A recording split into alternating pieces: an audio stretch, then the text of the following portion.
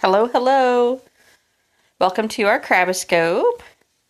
If you're tuning in to the replay, thanks for tuning in. Hello, hello. Hi, Pam. Hi, guys. Thanks for joining. Just wait just a minute or so here and make sure everybody has a chance to get in before I start rambling. How are you? Celeste, is it Celeste Ski? Tell me your name. I think you were here before. Snow and Snow. But I don't remember what name I know you as. Crab Lover is Beth. Hi, Beth. It's Lena. Hi, Lena. Okay. I have a hard time matching the Periscope names to the usernames over on Facebook. Okay, we've got 4 of you in here. I want to try to put my phone in landscape mode. When I did that before, it didn't work for everybody, but I'm going to flip it over and little tech crab is Pam. And if it's wonky for you, let me know and I'll turn it back. But when it's in landscape mode, you guys can see a little more of the tank all at once.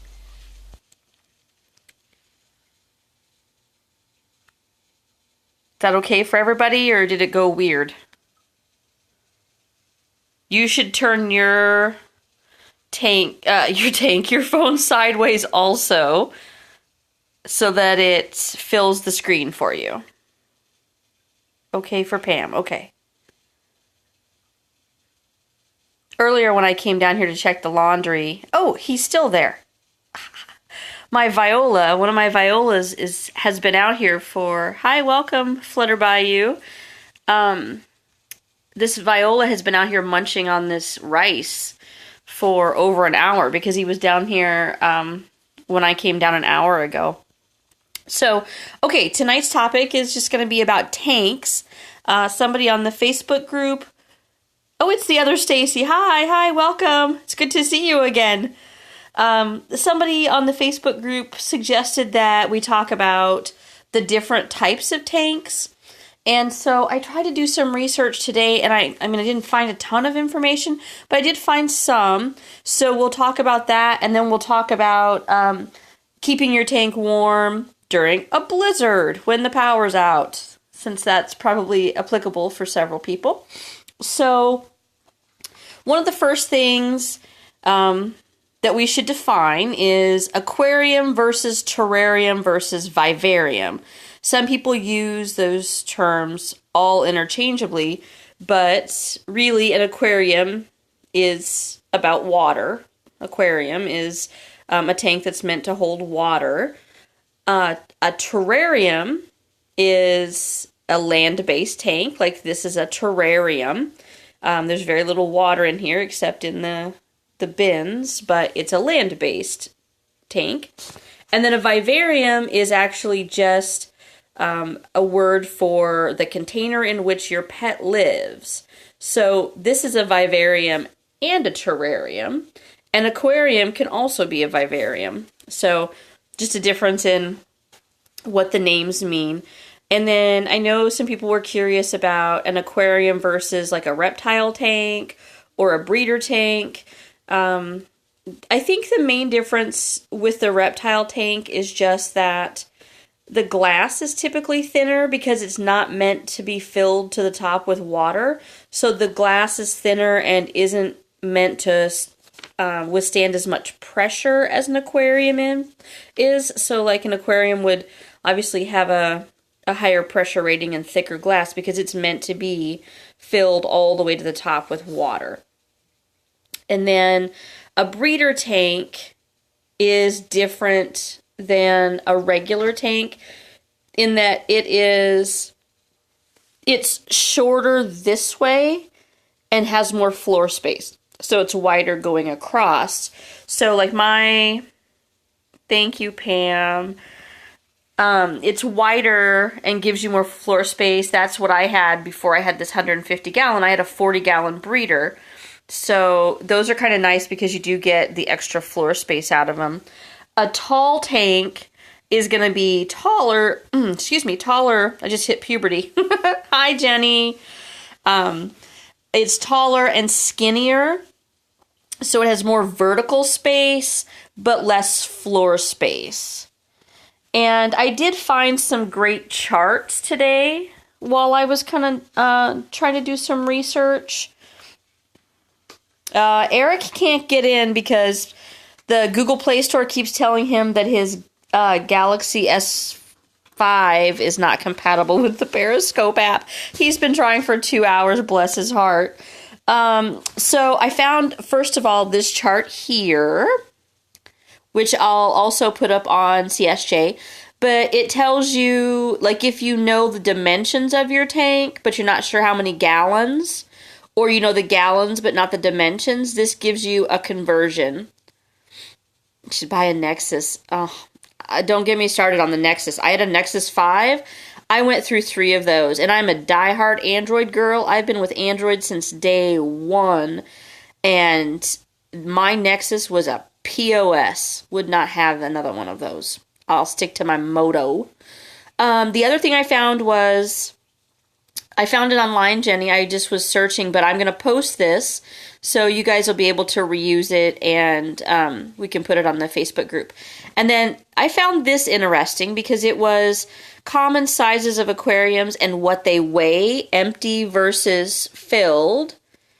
Now, I went back and looked up my tank, and the weight they list on here for my tank, empty, is nowhere near accurate. But that's probably because, yes, on Crab Street Journal too, absolutely, Pam. I put everything, pretty much everything article-wise lives on Crab Street Journal because that is our ongoing archive.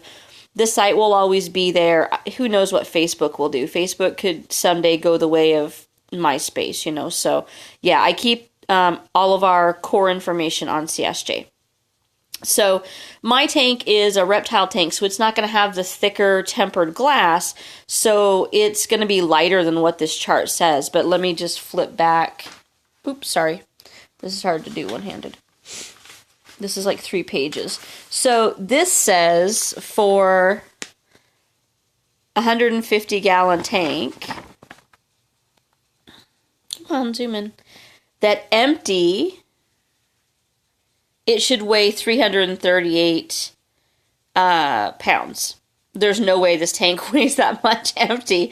It's heavy, but it is not that heavy. Hi, boyfriend and kitty cat. Does your boyfriend think that I'm crazier than you are, Beth? It might not be possible, though. Okay, so I don't... The chart does not have... Yes, crab lover is Beth. Beth needs to put an avatar on her Periscope. That chart does not have the breeder sizes on there, or doesn't designate them as breeder tanks. So, and that chart is nice for like retail aquariums. But obviously you can have a custom aquarium made to any specification you want and any dimensions you want. Can you guys see the viola coming out down there? He's by the... He's yeah, see, he's like, I hear you talking. He's like super shy. But he's by the... Like, right... He's right there.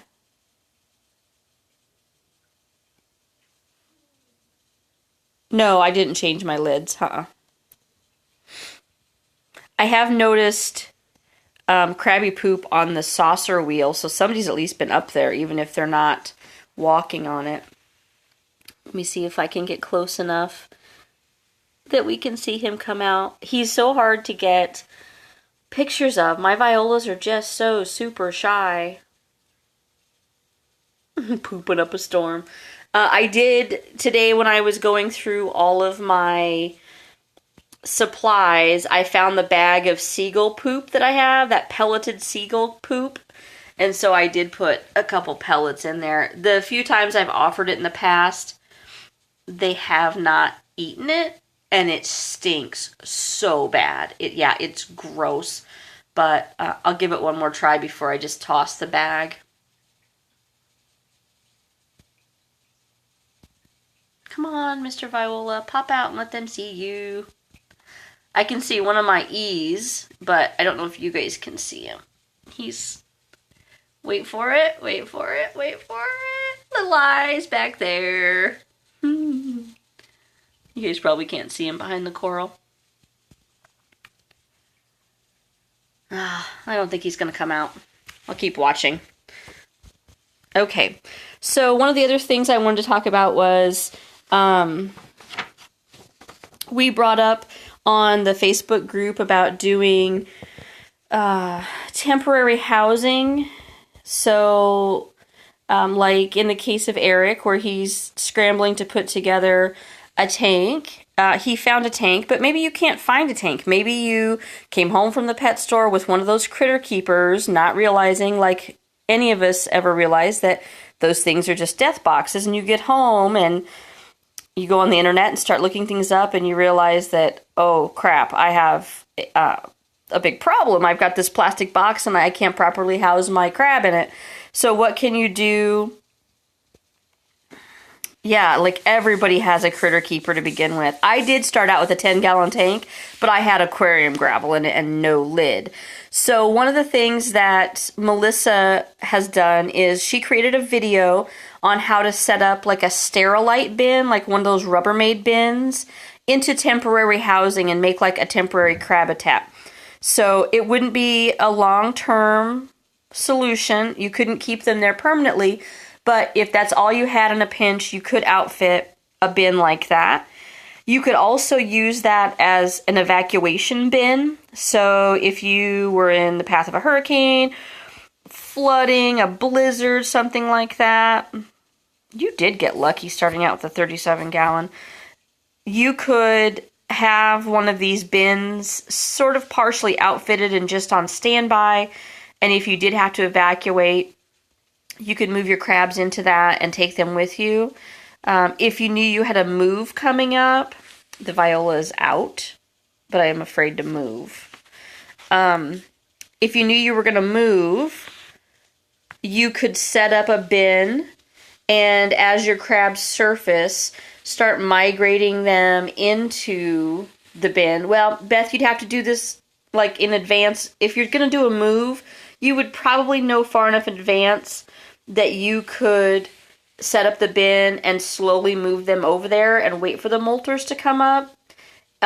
If you're going to move and you have molters down, it's probably safer to dig them up than to move with them buried, because when you start moving the tank, the burrows are going to collapse. If you have to evacuate, if you think you're only going to be gone for a day or two and it's not bitter cold, like maybe it's a hurricane, possibly flooding, you might want to risk leaving them behind. It's really a personal choice, because there's always a chance that, you dig them up and you kill them, but if you have to leave them behind and they freeze to death, what's the lesser of two evils? Taking a chance on digging up a molter and at least taking them with you and giving them a chance to survive, or allowing them to freeze to death. So again, you gotta kind of make a decision there what you feel comfortable with, but these plastic bins would be perfect in all of those scenarios. So I'll be linking to the video that Melissa did, because she did a really good job showing how she had it all set up and talking about why you would use it and stuff, and I'll just create an article and I'll link to that, and we'll have that on CSJ, and then I'll link it over on the Facebook group and probably Google+. Okay, can you guys see him at all? I know it's not very bright in here, and I don't know if I can get any closer.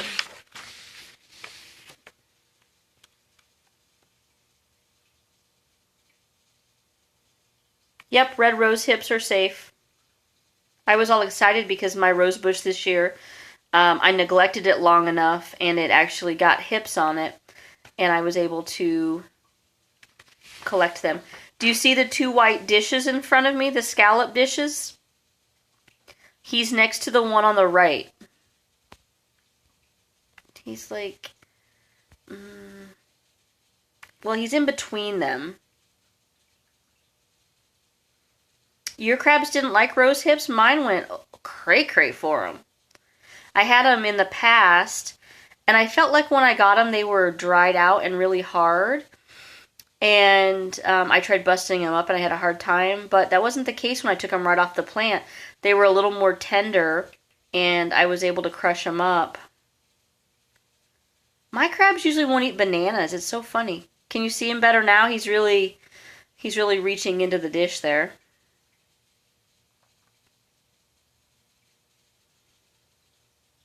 I want to get closer, but I'm sure as soon as I move down off the chair, he'll freak out and go back into the shell. He's just so... Yep, there he goes. He's one of the crabs that I ordered from Germany back in the spring. I ordered like a mix of crabs from Triops, Germany, so I got violas, Indos. Yeah, somebody was back there waving leaves around. They're oak leaves.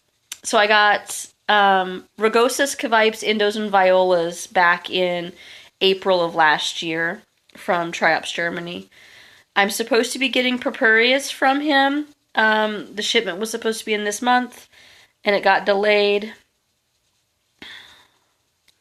How many do I have in the tank? This tank is overcrowded.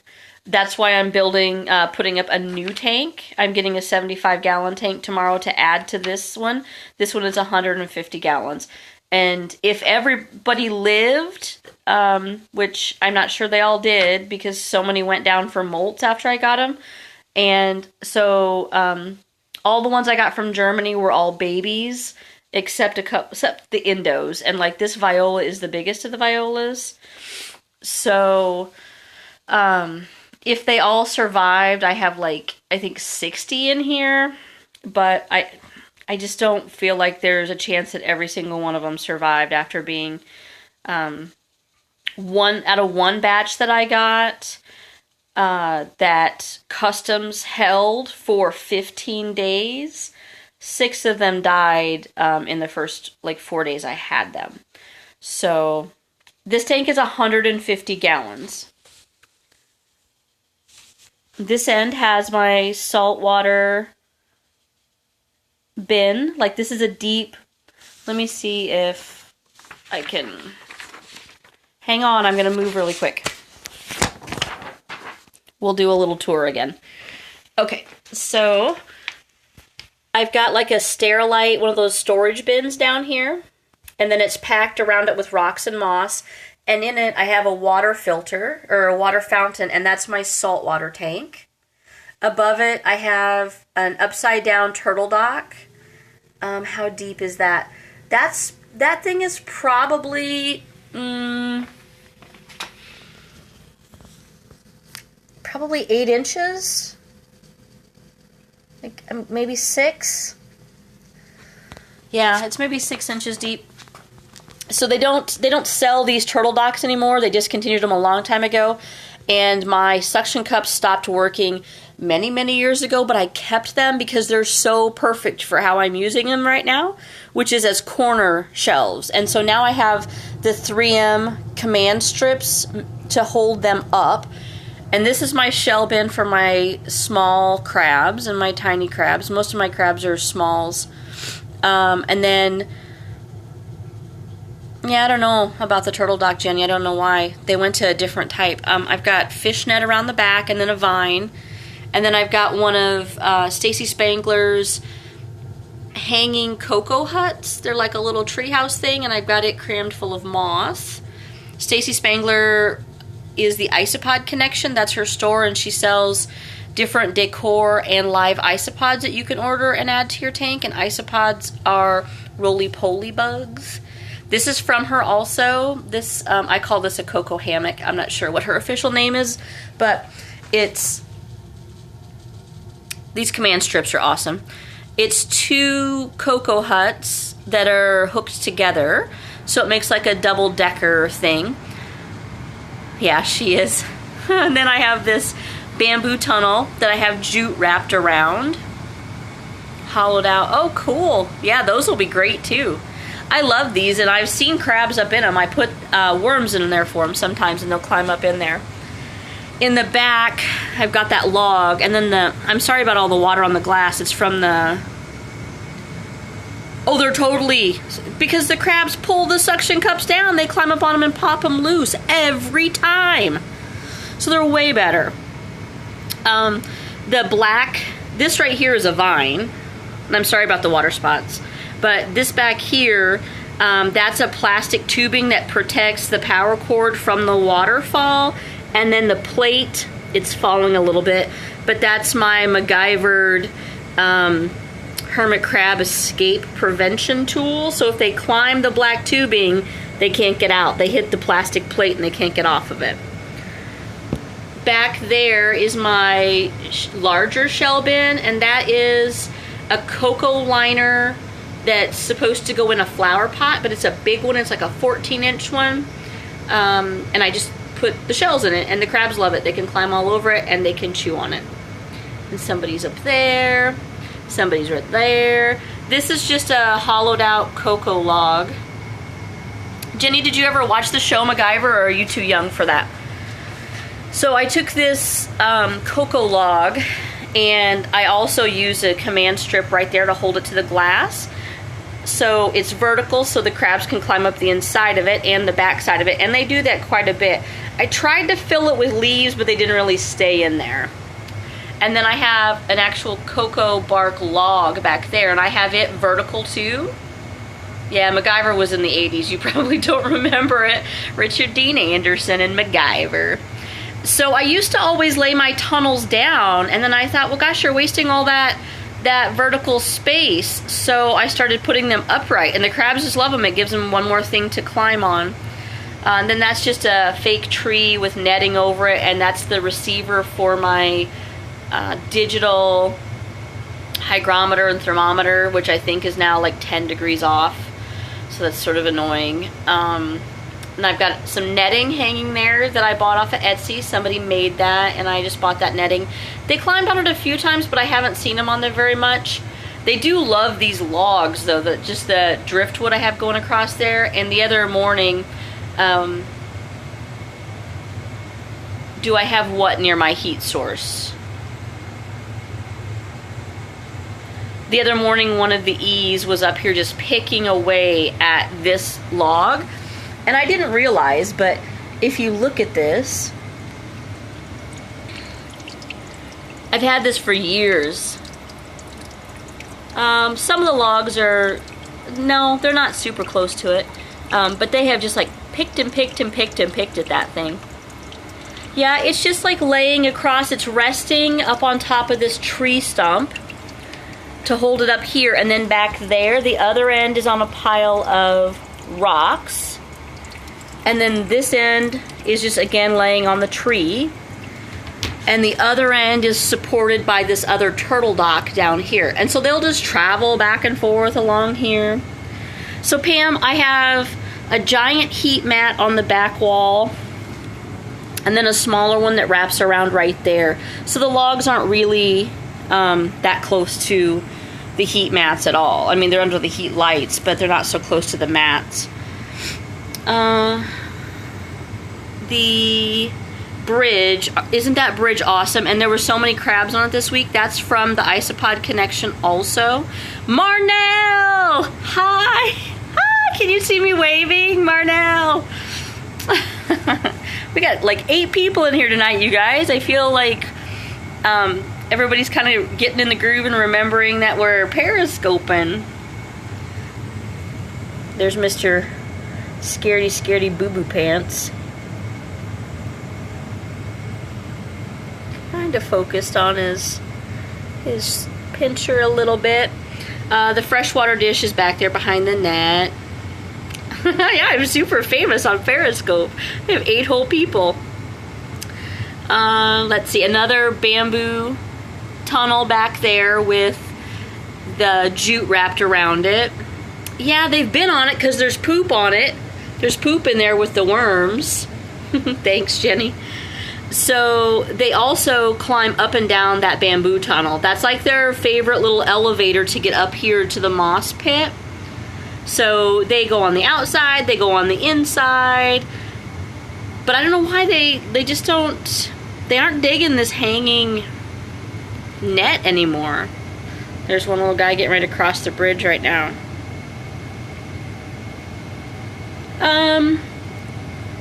I don't feel like they do. No, I mean, if I scare them, they let go and fall off, but not terribly. I have started doing something a little bit different with my moss pit up here. You can see today that it's quite wet down in there. So those were, I found those on clearance at PetSmart several years ago, and I bought all of them. And there are a few more of them left as prizes, so if you enter one of our contests, you could get one as a prize. I don't have any left that are this big anymore. I mean, this is pretty good. I can almost get my fist in that.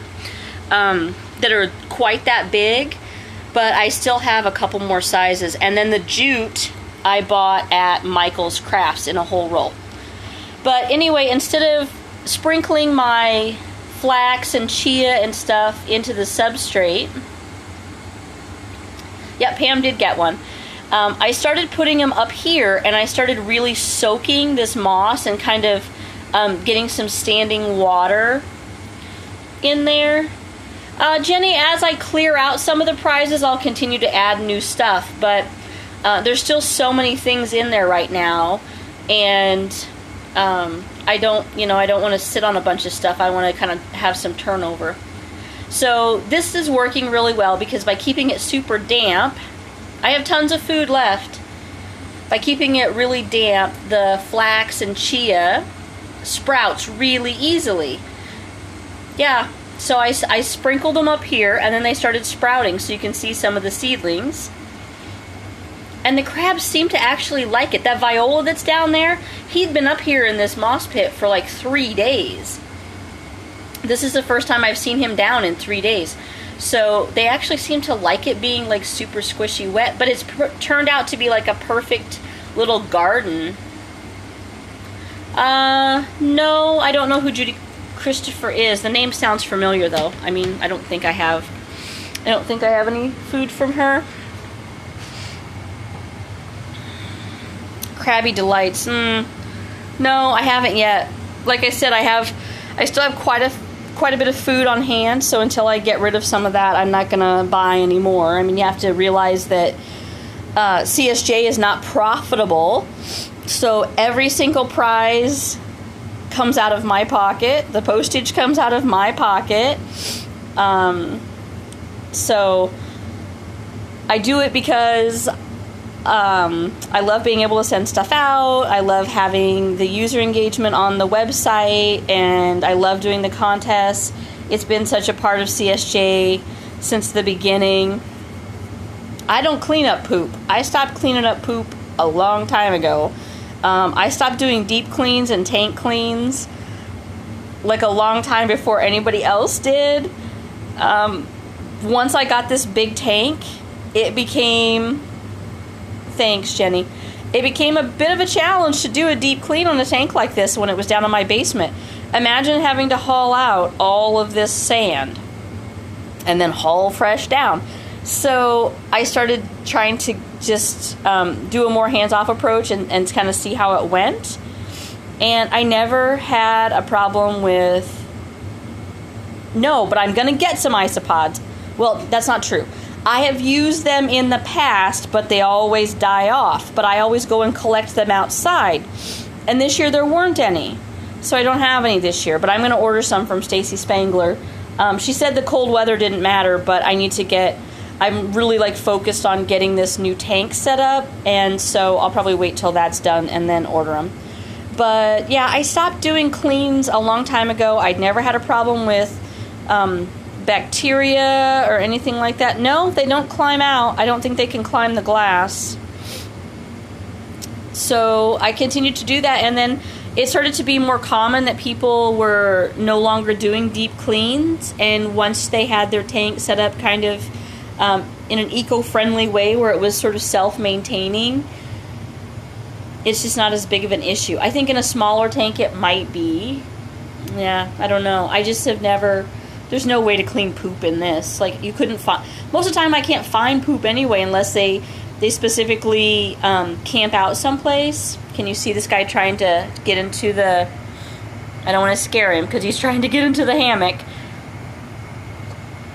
But like in the moss, when I check the moss, underneath that moss will be a mountain of poop. They will just poop and poop and poop. Like that I'll just clean up. But yeah, I think sometimes they eat other animals' poop, so it makes sense that they would eat their own poop too. They eat people poop also, which is totally TMI, but it's true. Let me see if I can come around. I'm going to try to do sneaky sneaky and not scare him.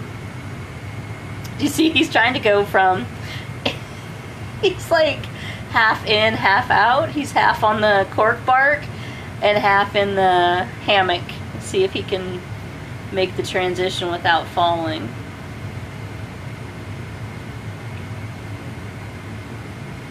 So we have tons of shells and food and some decor items all in the prize bin. So if you enter our contest, you're eligible to win prizes. It's all free, like I said. We also have like a $10 Amazon gift card that Vanessa provided for people who are out of the country. I know, aren't they? Those little eyes.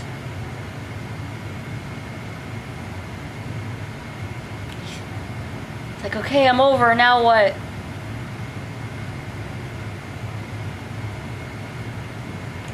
Right?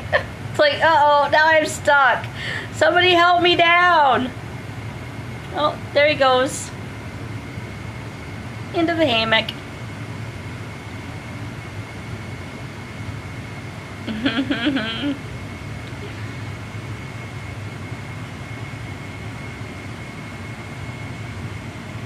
He's got it. He's got it.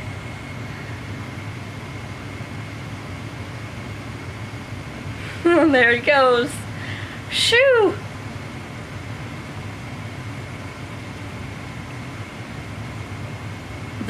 What is the cocoa? I'm not sure what you mean. Is that a cocoa hut? Is that what you're asking me? A coconut?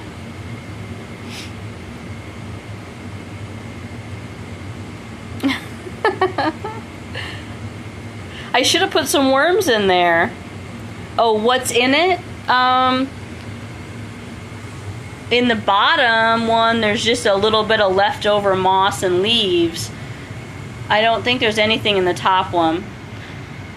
I don't want to scare him, Jenny. I'll put some worms in there later. But I usually, in the bottom one, I put dried mealworms for them. But the top one doesn't have anything in it. Just a fat crabby. Little fat crabby butt. Okay, what were we... Oh, we were talking about cold weather stuff, right? Or that's what I was getting ready to talk about. So we talked about doing this Sterilite bin. But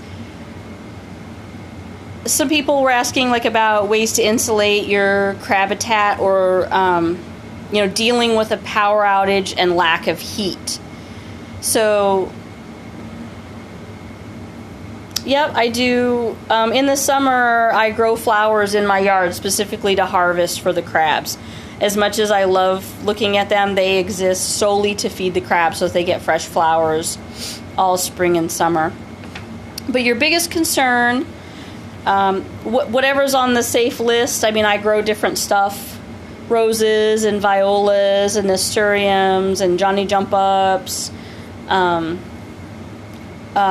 Marigolds, just whatever I can get to live, basically. The little carnation flowers. So your biggest concern when the power goes out is going to be if it's in the winter, like a snowstorm, and your lack of heat. If it's in the summer and your power goes out, your crabs are probably going to be fine. It's probably not going to drop down to a low enough temperature in the summer to harm them. So it's probably not as big of a deal for like tornadoes and stuff like that. So your first step should be if you know that the storm is coming or there's a chance that your power might go out, you should turn up the heat in your house so that your house is going to be a lot warmer. That way when the power goes out, it's going to take longer for it to cool down. You can also do the same thing in the tank, if at all possible. Like if you normally cycle your lights off and on, maybe leave them on a little bit more and push your heat a little higher. Maybe get the heat up, maybe closer to 85. And then you want to insulate the tank while it's still warm.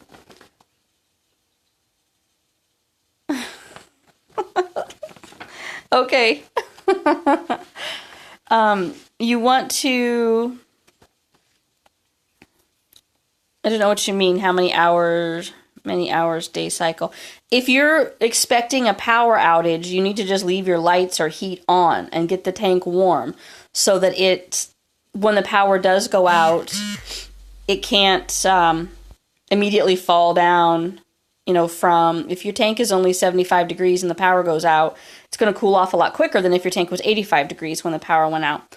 But try to get the heat up and then start insulating the tank the best that you can before the power goes out. So ways you can insulate the tank would be to make like a crab glue, like an igloo, but with styrofoam. Yep, we'll get there in just a second. I've got a list. I did my homework. I have a list. So before the power goes out, if you have styrofoam or like some foam board that you can cut and basically turn your tank into an igloo. If you have lights, you wouldn't want to block the top. You would still want to let your lights continue to heat the tank, but get your insulation up around the sides so that when the power goes out, you've already got the insulation in place and you're going to hold the heat as long as you can. You're going to close off the room that they're in. Do your best to block any drafts coming into the room. If it's going to be, I mean, you don't really know ahead of time how long the power is going to be out, right? Yeah, you just need to have the stuff in advance. If you're in a place where it's likely that your power could go out because of a blizzard, you should have stuff on hand just in case. And you can cut the pieces of styrofoam and then put them away and store them someplace. At least so you have them and you can tape them to the tank. I would hate for you to move your tank if you have molters down. Most of us can't move our tanks. So if the family is going to stay in the house with the power out, maybe you all move to the room where the tank is at and you close off that room and you guys all stay in there. And so then between your body heat, that'll help keep the room a little bit warmer. And if you try to block off any drafts coming into the room and close the door, that will help keep the room warmer. Once the power actually goes out, if you have one of those emergency blankets or those space blankets, do you guys remember those? Those silver blankets they used to put, they used to keep like in first aid kits and stuff, or like when somebody has hypothermia and they wrap those in them. I don't think those are very expensive and they fold up really small. So if you have one of those on hand, once your power goes out, drape it over the tank. Yeah, human radiators. And then put a heavy blanket over the top of it so that you're using the layering theory on your tank like you would with yourself. You would layer your clothes on to hold in your body heat, right? So we're going to styrofoam the tank if we can. We're going to put a space blanket over it if we can. We're going to put a big heavy blanket on top of that if we can. And then we're not going to open the tank and peek and snoop and let the hot air out constantly, right? We need to avoid doing that. Like Beth said, you can put warm water in the tank, like in a bottle. Make your own hot water bottle by boiling the water or heating it up on your stove if you can. Obviously, if the power's out, your microwave is not going to work. And if you have an electric stove, it's not going to work.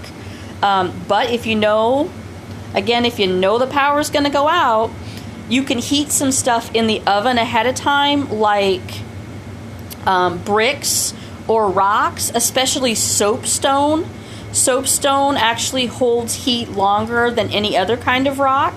So if you have some soapstone on hand, like some chunks that you can get in the oven and get them warm, and when the power goes out, transfer them to the tank. Yeah, hot water from the faucet, assuming you know, if you have a family and you may want to keep your hot water for a little while, like for the kids or something, that's understandable. But your hot water heater will stay warm for a while after the power goes out. So you could get some hot water from there. But you then transfer the bottle into the tank and let the heat radiate off the hot water or off a hot brick or some soapstone or like slate tiles. Those would help add heat inside the tank. But maintaining the heat you have is also key. Yeah, but you'd have to be able to move your tank to do that, Jenny, and most of us can't move our tank. And if you have a 10-gallon tank, even with a small tank, if you have molters down and you start moving the tank around, the burrows are going to collapse. So again, you're back to that same, how cold is it? You know, if it's at least 70 degrees, they're going to be okay. It's not going to be, I don't think they would crawl on the hot bricks. But you could maybe put something over top of them, a towel or something, but I wouldn't think they would crawl on the hot bricks. I think they would stay away from them. The hot water bottle is your best option, but that's tricky to pull off. You might be able to do it once, but you could wrap the bricks in something, towels or something. Wet towels would help with the humidity. But doing the hot water ongoing could be a challenge if the power's out. Another thing you could look at doing is getting those single-use hand warming packs and foot warming packs, like where you break them and they heat up. You could put those in the tank. If you had a big tank like mine, it would take a lot of those to heat this up. But if you had a smaller tank, that might work. It would be better than nothing. Maybe they could kind of huddle around them if it were cold, So let me see if I got everything. Oh, the other thing I read was that, so if you do the theory of you're going to stay in the same room as the tank to help, keep the most heat in the same room, I saw this thing online today where you can take terracotta flower pots and put them, well, you're probably in a region that doesn't have problems losing power, but with this blizzard hitting, there's going to be a lot of people out of power, and probably out of power for a few days in really cold houses. So you're lucky that yours doesn't go out. Where I used to live before, the power went out every time the thunder rolled. Anyway, you get different sized terracotta pots, and then some like washers and stuff. Anyway, you stack them up, and then you light a candle underneath it, and the heat goes up into the pots, and they start radiating out into the room. So it's almost like a radiant heat source. Yeah, I thought about the bags of rice or beans, but the only way you can heat those that I know of is in the microwave. And if the power goes out, no microwave. In a pinch, if you still had your power, but like your heating pad failed or something. If your stove is gas, you could do that. You maybe could heat it up that way. But like if your heat mat died and you needed something in a pinch, you could do the rice bags in the tank too, as long as your power's still on, but maybe your tank heat source failed. So many people don't have gas stoves anymore, and I think that's the way to go, personally. Like, you can at least open the stove and turn it on and help keep the house warm too. But so the terracotta pot, basically combined with the candle, makes a little mini heater. Now, obviously, you don't leave it unattended with a candle burning in your house. But if you're comfortable doing that, like you know how the terracotta pots have a hole in the bottom of them? You like run a bolt through it and some washers and make like a nested, like a Russian nesting doll out of the pots, and the heat rises up in them and they absorb the heat, and then they maintain it and radiate it out into the room. So yeah, maybe you could put in the terracotta pot. You could put that in the same room with your tank if you're going to be in there. And, again, when it comes to moving molters, it's kind of a judgment call. You have to decide whether or not you're going to be evacuating long enough that the crabs are going to freeze to death. And if that's the case, it's probably worth it to go ahead and risk digging them up. Like, normally you don't dig up a molter, but if their only chance of survival is you digging them up and taking them to the hotel with you, I'm digging my crabs up. That's just all there is to it. If you have that bin ready, it's going to be a lot easier. Thanks, Pam. It's going to be a lot easier to evacuate with them. Most of us have, like, for my dogs and stuff, I kind of have crates and like a travel crate and stuff like that, and I have a little bag. If I were to have to take them quickly, I'm prepared to take them someplace with me, so it makes sense to have like a little, a bug out bin for the crabs in case you have to leave quickly. Anybody have any other suggestions?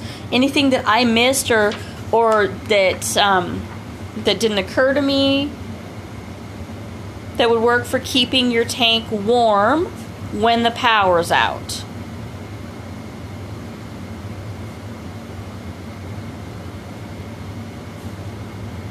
No?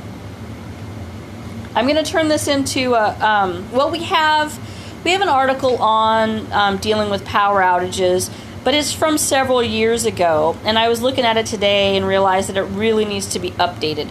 So that's why I did all this extra research today, so that I can, in an emergency can. Yep, thick blankets. I'm not sure what you mean, Pam, by in an emergency can. So I did the extra research, and I'll update that article so that our article is more current with more ideas.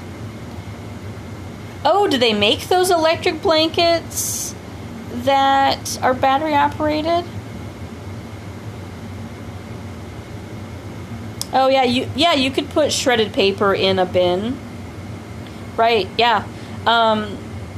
If you have access to leaves, you could do that too. But yeah, shredded paper is a great idea. If I were gonna do a bug out bin, I would probably just do only Eco Earth, because it needs to be light enough that you can pick it up and go with it. And if you put a bunch of sand in there, it's gonna be really heavy. Yeah, if they have those electric blankets that run off batteries, that would be an option. You could drape that over the tank. I used to have one of those space blankets, and I think I got rid of it. But you can get them, and they're folded up into just like a little package, and they have to work pretty good, because that's what they wrap people in when they have hypothermia, right? Like when they pull them out of freezing water, they wrap them in those silver blankets.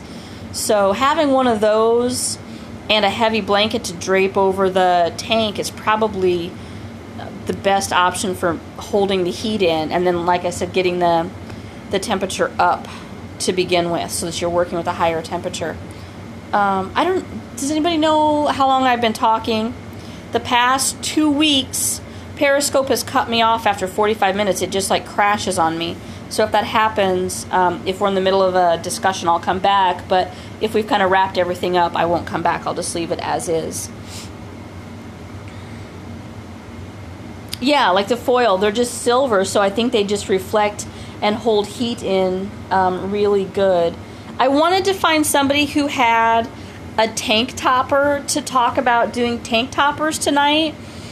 But, yeah, rude, right? Like, I'm in the middle of, it's been 50 minutes. Okay, so we could get cut off at any time now, really.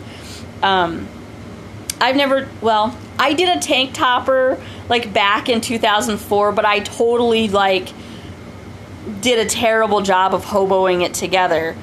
Don't have it anymore. Now that I see how people are doing them, I'm like, why did that not occur to me when I was trying to do this back in 2004, there was nobody on the internet doing, like, multi-level tanks, and I'm not always that creative, and it just didn't occur to me. But I was hoping tonight that I would have somebody with a tank topper who would take over the Periscope and show us how they did it. But double-sided tape to hold them together. So what they do is Like, I don't know if I could do it with my tank because my tank top is segmented into 4 completely square openings. But, like, if you have a 75-gallon tank, you can take a 10-gallon tank, remove the bottom piece of glass from it, and then mount it on top of this tank. And like Marnella's saying, like using double-sided tape. I'm not sure what everybody uses to hold the tank in place, but it gives them more vertical space in the tank. So just having your horizontal, you're building basically like a split level enclosure for them. Oh, you don't have to remove the bottom part? Well, see, I didn't do that with mine. I turned it upside down. Well, I think they take the bottom out so that they can access through the top also. Like if you wouldn't have to do it because I didn't do it. I turned mine upside down and went crossways with mine, and it just balanced on crossways, and I just sealed the lid across to it. But I see people doing it right side up and removing the bottom glass so they can still access the topper through the top of it also. Oh, you removed one of the sides. I see. Because you have to be able to get like up in there to, if you're going to mount stuff in the glass so they can climb up there and actually get up in there and make use of the space, you have to be able to like reach up in there. Yeah, the Krabby townhouse, like a brownstone. A walk-up. Is that what a walk-up is? Is that one like that's up on the second floor? So I know in one of the other Facebook groups they have a lot of people in there doing the tank toppers and do the sidewalls with the top open. Yeah, if you have the top and bottom open, the crabs can come up the bottom and you can reach in the top. Yeah, your tanks have to be the same width, so you have to make sure that the 10 or 20 gallon you're going to put on top is the exact same width as the tank you have. And our chart might come in handy for that, so you could tell what tanks are the same width before you go shopping. But it does give you more vertical space, more climbing space. We don't have any kind of document on how to do the toppers because we don't really have that many people doing them, but I've seen it a lot in some of the other groups, and just kind of, I tried to, glean information from what they were doing. I had Craigslist. Beth, you could put in a separate space for molting, and your crabs would probably not use it because that's how they are, right? Yeah, if you go to our Flickr account, Stacy, if you go on flickr.com/Crab Street, and we have galleries on there for Crabitat of the Month, Calendar Crab. In the Crabitat of the Month, there's a really good picture of Anne's 75-gallon with the topper on it. And I was going to show that to you guys tonight, but I don't have a computer down here, so I can't bring it up on the screen for you. But you can see it in there, and she has a really pretty good picture of it. And I know Melissa has a topper, but she was camera shy and didn't want to come on and show us her tank. So you should all go and guilt trip her into doing this next time.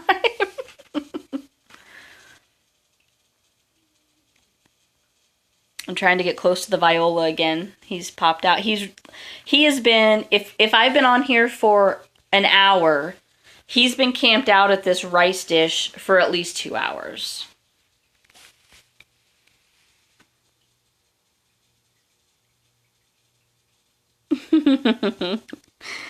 I tried guilting her too. She wasn't having it. Wasn't having it. Sometimes I wish I had a little bit more vertical space in here. Pam, I had a 40-gallon breeder before this one, and I really liked it. It has a lot of floor space.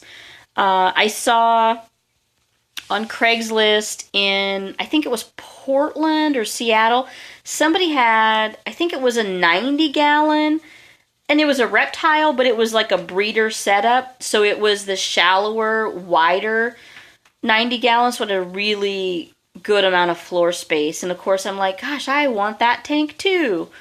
Because having the 150 gallon and adding a 75 gallon just isn't enough. I think my boyfriend was relieved that I wasn't able to do the 306 gallon because he was like, that's a huge tank. Like, I know, but I really want it. Yeah, it's never enough. Never enough shells, never enough tanks.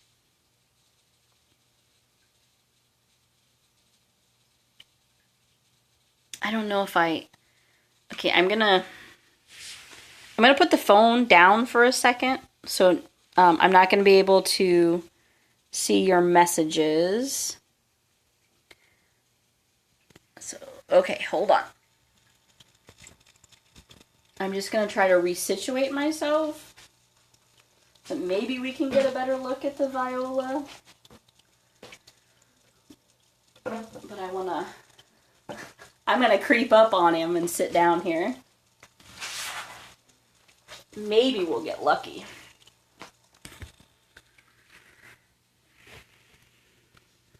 All right, now we're right up close and personal here. He may see the phone and still freak out, but we'll give it a shot. So, no, I don't have any live plants. I am hoping 75 gallon when I set it up, but I am not very good at keeping house plants alive, so I don't know how it's going to work with the ones in the Crabitat. We shall see. So I don't think we have very many entries in the contest this month, so it's time to talk about that. Anybody planning on uploading their Crabitat photos, calendar crab photos in this month's contest so you can win some prizes?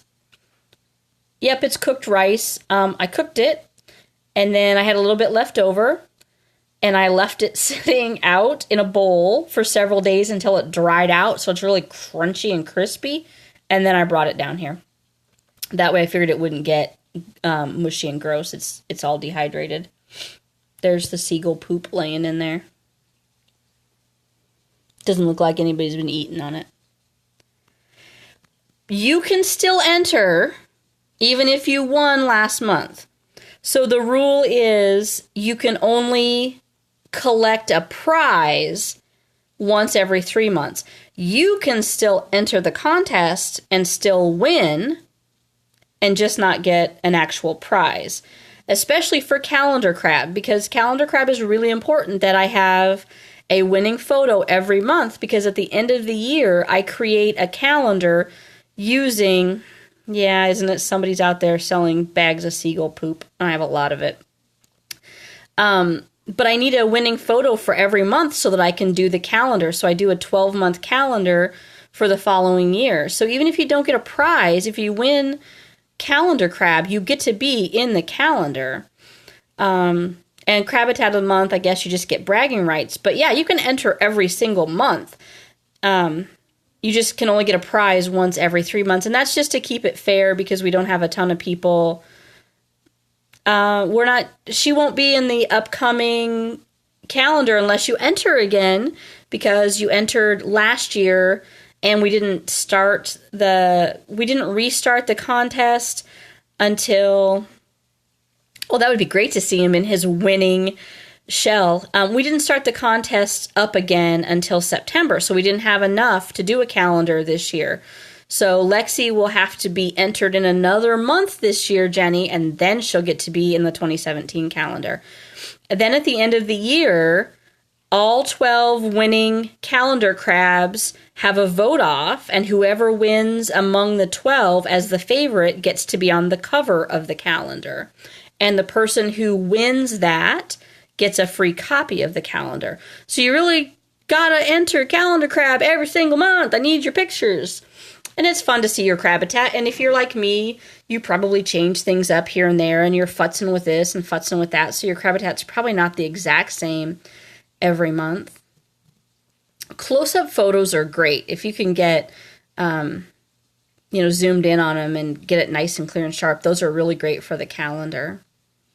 And Pam got, because Pam already had a copy of the species poster, because Pam is the one that suggested the species poster and helped put it together. You might need to use, if the light is low, you might need to bring in another light, or if you have to, use your flash. But I try not to use my flash with my crabs. I just try to enhance the ambient light so that the camera can focus in and get more detail. But yeah, Pam was the whole reason that species poster was created, so she got a free copy of it right off the bat. But she won at the end of the year in the vote off. Yeah, you can send me any pictures that you want. She got to pick a different prize for winning the end of the year vote off. So she got a pillow. She picked a pillow from our Cafe Press store. And Marnell won. So Pam won the Crabitat of the year kind of vote off. And Marnell won the calendar crab vote off. And he got a free species poster. Right? Did I send that to you yet? Oh, Marnell, did I send your poster?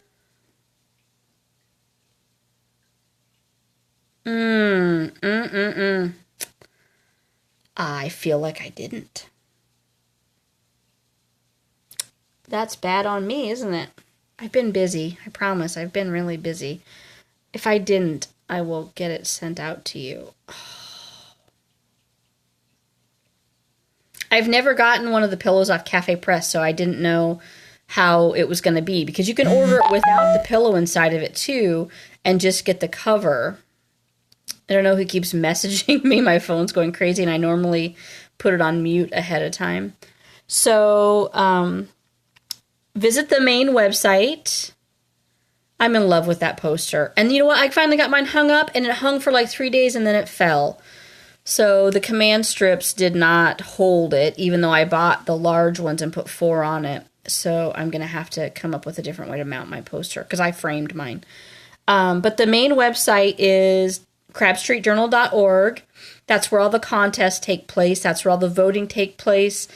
You got to go to the website. You got to go to crabstreetjournal.org, Jenny, and find the thread for January and enter your picture there. You got a poster frame too. We also keep all of our care information on crabstreetjournal.org. Some of it we link over to Facebook, but not all of it. Like I said, we've had our own website since, like, I want to say 2000. We started off on Yahoo as a Yahoo group, and then Vanessa built an actual website, and we've been on our own website ever since. So we keep all of our care information on our website. I don't trust Facebook or anybody else that, our data won't end up deleted or Facebook just be gone. So we keep our archive there. Marnell, you're back. Marnell, did I forget to send you your poster? I hate to take the camera off of that viola, but somebody's coming back across the log.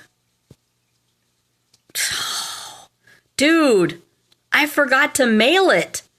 I just now was talking about it and realized that I didn't mail it. I apologize profusely. I will get it in the mail. I have an all-day training on Monday, and I don't know if I can sneak out for lunch to go to the post office. But by Tuesday for sure, I will get it in the mail. Oh my God, I am so sorry. And whoever's giving me hearts, bless your heart, thank you. If you don't know, I am busy. Work and, I don't know, crab stuff, I'm always running 1,000,000 miles an hour. But if you don't know, on Periscope, giving the hearts over here by tapping on the, I don't know how to do this with, it didn't hurt, right, where's my finger? Right there. If you tap on that, that's like giving a like on Facebook. So, yeah, I don't have a lot of downtime, Jenny. I really don't. I spend a lot of time caring for my elderly pets when I get home and trying to find time to keep up with CSJ and if I could get paid to do hermit crab stuff, I would totally devote my life to it. I really would. Oh, the little rugosus got underneath the tree before I could show you that guy. But I think, yeah, he's still coming across the log.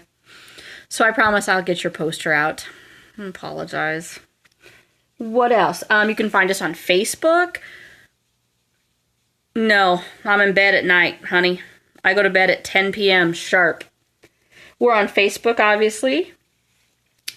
Thank you for being patient with me and entering our contests also. We're on Twitter. We're on Instagram. We're on Tumblr. And we're also on Pinterest. I was just talking about that. That's what made me remember that I didn't send you the poster, was that we don't have hardly any entries. Maybe only one entry for January, and here it is like, what, the 23rd or something? So we have like a week left in the month, and you guys need to get your pictures uploaded by the end of the month. If they're not uploaded by the 31st, she went around, you won't be in this month's contest. So everybody needs to go over and post a picture. Thank you. If you do Pinterest at all, it would be so helpful if you could follow us on Pinterest and maybe share some of our pins. I've been trying to go through all of our articles, and I add photos to them so that I can then pin them over on Pinterest and help get the information out over on Pinterest. So if you're a Pinterest user, you can help us out a little bit by promoting some of our pinned items. Is that XOXO? Oh, cocoa shred. No, it's oak leaves. I should show you guys that box. I'm really waiting for this Viola to come back out, and I'm afraid to get up and move because he's being a turd. But I took an enormous, the white one. Back there? That's crushed up calcium and a chunk of that right there. That's rice. You should know that that's rice. Where? What other? Further? There? That's the disc. That's like a hamster disc. Yeah, it's dried out. It's rice that I made, and I let it dry out, and he's been sitting down here for 2 hours eating it. Oh my gosh, I think I see a foot. Stand by.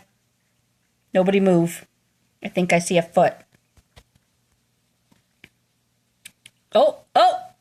We've got a crab! Shh.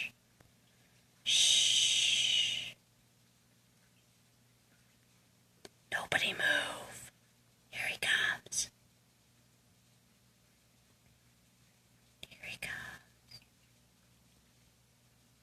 I cooked the rice normally, and then I just let it sit on the counter and dry out again. I know. I'm afraid to move and my foot's going to sleep. I'm not in a very, very comfortable position. Oh, he saw the phone. Well, you guys got to see him. Anyway, so I took a giant box, a cardboard box, to work with me because we have an oak tree. And I filled it up with acorns and oak leaves. And then I put a pretty dense layer of oak leaves in the Crabitat. And they really have... do you see where she ended up? She's underneath there. She's doing a trapeze act for you guys. But they love this leaf litter. They're underneath there, and it's almost like zombie crabs, because you see the leaves moving around, but you don't see the crab because they're underneath it tunneling around and stuff. But they really do seem to be enjoying it. Spider crab, spider crab. The link you had to upload back in September. I'm not sure what you mean, Jenny.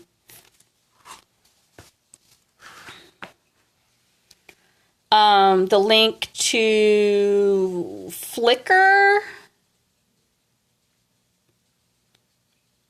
If you just go on crabstreetjournal.org, and on the menu across the top, there's a link to Chew and the Choya, which is the main forum, and underneath it is the link to the contest forum. So if you go to the contest forum, you'll see at the top I have a sticky thread for the January contests. If you're not familiar with our Cafe Press store, we have a Cafe Press store where you can buy hermit crab related t-shirts and stuff like that. Just let me know if you can't find it, but go to the website and just find the contest form and you'll be able to post your photo there. Anyway, we have a Cafe Press store. That's where Pam got her pillow from. But we have t-shirts and bags and all kinds of stuff on there. We've added some new designs. We have the new Let Me Take a Shelfie t-shirt up there, I think, now. I've done a couple kind of funny ones, like Show Me Your PP, things like that. So the problem with the photos, I was just gonna try to explain that a little bit. The software that we run for the website has a cap of 2 megabytes size for a photo, which is not very big. And there's no way for me to override that in the software. So you either have to resize your photo before you upload it so that its file size is 2 megabytes or less. Otherwise, you have to upload your file someplace else, which could be on Flickr, in one of our Flickr groups, or it could be like on, my cat's trying to sit on my lap now and help us Periscope. It could be on PhotoBucket, it could be on Imager, any other photo hosting site that will let you upload your photo and then link it someplace else. You can do it that way. So you can upload your photo wherever you need to and then use the link to enter it in the contest. It works best if it has the code to actually embed your photo onto a different website. Then the photo actually shows up in the contest thread. I know, right? She's like, spider crab. You should just be able to use the HTML embedding code from PhotoBucket and copy and paste that into the photo thread on CSJ to get it to show up. Then it won't matter what size it is. That one's underneath the log there too. Oh, hey! There you are. Yeah, if you do it through PhotoBucket, you shouldn't have a problem. It won't matter what size it is. And if you have to upload a smaller version of your photo, that's fine. But if you win, you need to send me the original because I need the largest size photo you have so that it looks right on the calendar.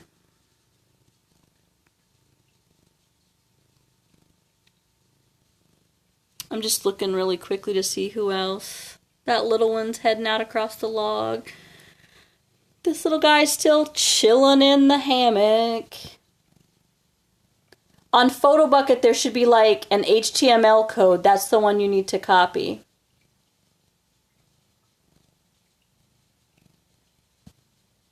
He's having a little siesta in the hammock, courtesy of Isopod Connection.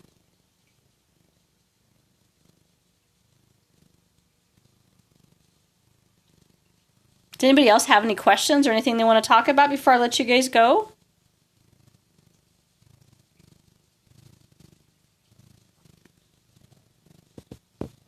Well, hello. I have 2 little Caribbeans that are in these matching shells, and they are just the busiest little crabs. I always see them out and about. Pretty sure that one back there is the one that was croaking at me earlier this week. Like, she was up in the moss pit, and I could tell, like, oh, like, look, she looks like she's got fresh toenails, like she probably just came up from a molt. And I just wanted to pick her up to say hi. And oh my God, she went all Cujo, flailing around, trying to grab me and croaking like mad. I have Caribbeans. I have Ecuadorians. I have Rugosus. I have Cavipes. I have Indos. And I have Violas. And if all goes well, when the weather warms up, I'll have some blueberries coming. The ones from Borneo, though, not the ones from Japan. Okay, he's trying to come out again. But, of course, the cat is on my lap, wiggling around.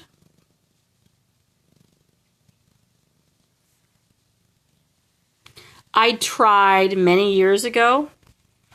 That was when I had the tank topper. It was like in 2004.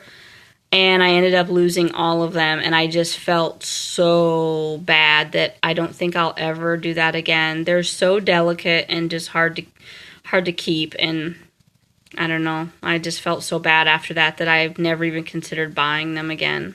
Even though they're beautiful. And Christian at Triops Germany just got in. He just posted a video today. He just got in a bunch of Perlatus.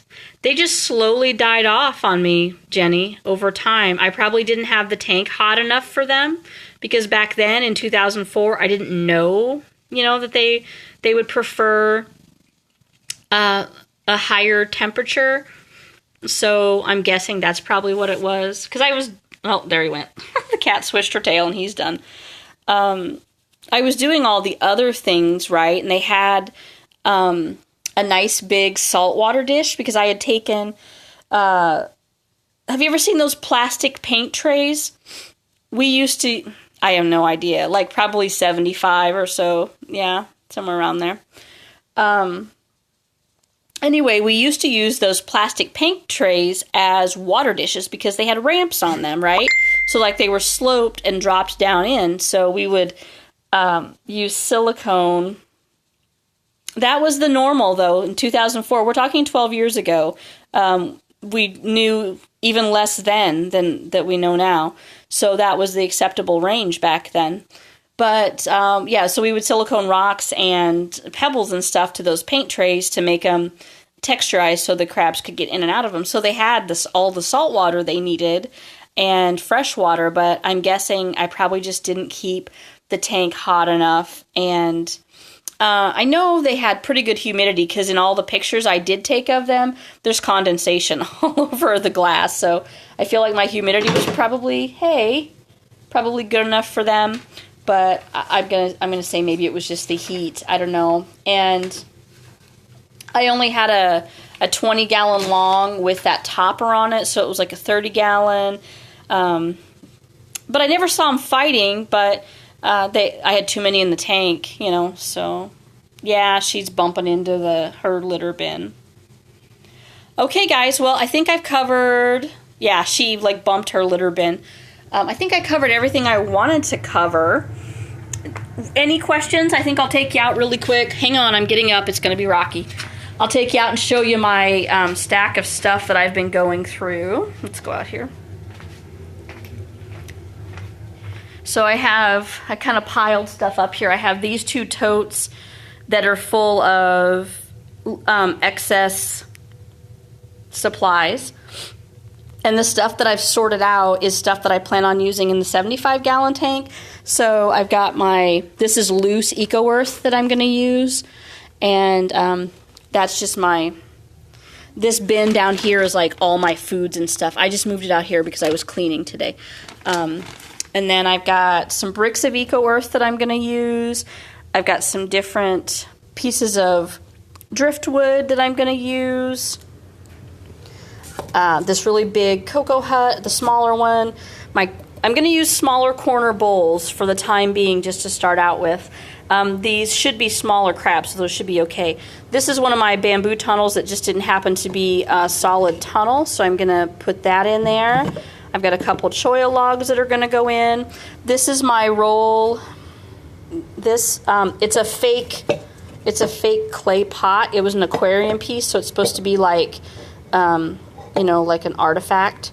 So that'll go in there. But this is the big giant roll of jute that I got at Michael's, and I used silicone and wrapped it around some of these, and that's what's in the tank right now. So I'll probably put some of that to use. I have a pretty good sized sandstone here that came from Wyoming. I'm going to try busting it up and making it a little bit smaller because it's a little thicker than what I need it to be for what I want to do with it. But if that doesn't work, I'm going to swap it out for some of them that are in the 150-gallon tank because I have a mountain of them in there. And then I have just this, I don't really know what this was, like dried grapevine or something. I got this several years ago. I had several pieces of it, and I got it at Michael's, I think. And I used to have it in the tank, but now that I have that driftwood, I just don't use this as much, but I'm going to use it in the new tank. I haven't picked up the sand yet, no, because I'm just getting the tank tomorrow, so I haven't gone to pick up any sand. And it's been really cold here, so I haven't, and I've been just incredibly busy this week. So, I'll get the sand in this coming up week because it's going to take me a little bit to get, I don't know what size, probably not 50 pound is too heavy for me to carry. I have arthritis in my back, so I have a hard time carrying heavy stuff. I'll get the smaller bags probably and just more of them. But I have plenty of time. The purpureus aren't supposed to be in until the end of February, so that gives me a little over a month to get this tank set up and ready for them. So I'm not in a huge hurry. I'm impatient by nature. Yeah, my boyfriend doesn't always do that for me. He's not always around. I'm impatient by nature. I say a lot on here, don't I? I think I get distracted. Jenny talks to me and then I lose my train of thought. So I need to be very patient with this build. Marnell, are you still out there? I'm not getting any straws. The purpureus are blueberries. Straws are called perlatus. They're Cinnabita perlatus. I'm getting Cinnabita purpureus, which are blueberries from Borneo, not from Japan though. But I need to take my time with this tank since I'm tackling something brand new and not get in a rush like I normally do. So I have time to get my sand and some other stuff together. I kind of sketched out on paper what I wanted to put in here. And so I had kind of a shopping list. But I had, I've got quite a few things here on hand that I can use. I have to find something to expand my eco-earth in. I can tell you from experience, if you're going to use bins like this to expand this, only do 1 brick at a time. I did this once before and I put 3 bricks in the bottom and it ruptured the bin. So, pro tip, don't do that. Okay, gang, I'm going to let you go. Thanks for joining me. If you're watching the replay, thanks for checking in. Thanks for all the hearts. Thanks for being so interactive with me tonight and keeping it interesting. It's been fun, as always, hanging out with you guys and talking crabbies. Oh, thank you, thank you. It's so much more fun when I have people to chat with and to interact with and feed off of a little bit. So I'm going to scope down, but I will see you guys over on crabstreetjournal.org or on, oh, Jenny, you're so sweet, over on Twitter or definitely on Facebook on the Land Hermit Crab Owners Society group. See you guys later. Bye-bye. Happy crabbing.